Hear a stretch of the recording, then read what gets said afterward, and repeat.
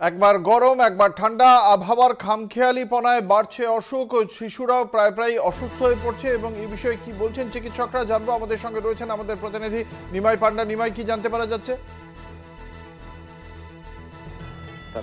শীত পড়লো, তাপমাত্রা পারদ নামতে শুরু করলো আবার হঠাৎ করে পারদ ঊর্ধ্বমুখী।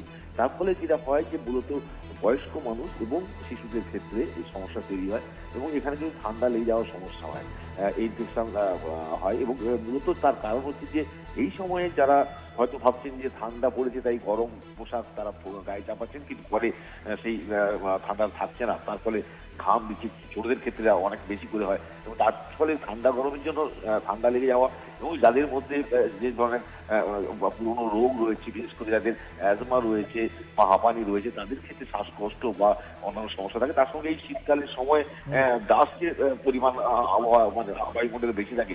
ফলে সব মিলিয়ে কিন্তু এই যে শীত থেকে আবার হঠাৎ করে তাপমাত্রা ঊর্ধ্বমুখী এবং আবার শীত পড়বে, এই যে তাপমাত্রা পরিবর্তন হচ্ছে, আবার ওঠানামা হচ্ছে, এক্ষেত্রে সবাইকে কিন্তু সাবধান থাকতে হবে।